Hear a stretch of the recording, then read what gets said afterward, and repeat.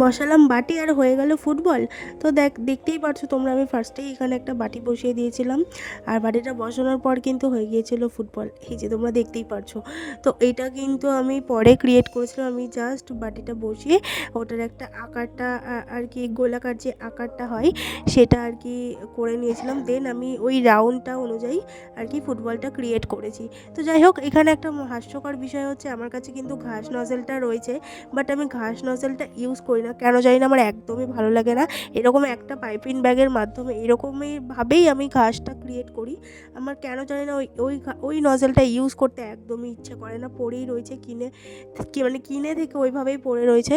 তো যাই হোক, আমি নিচে আমাকে একটা ছবি পাঠানো হয়েছিল, তো সেরকম কেকই আমি বানিয়ে দিচ্ছিলাম সেম সেম, আর খুব ভালো একটা ফিডব্যাক পেয়েছি এটার। তো এই ছিল কেকের ফাইনাল লুক, কেমন লাগছে তোমাদের জানাতে ভুলো না। আর এরকম কেক অর্ডার করার জন্য কিন্তু অবশ্যই আমার সঙ্গে যোগাযোগ করে নিতে পারো। তো ভালো লাগলে অবশ্যই একটা কমেন্ট করে জানিও। দেখা হচ্ছে নেক্সট ভিডিওতে, আর কিন্তু সাবস্ক্রাইব করতে ভুলো না।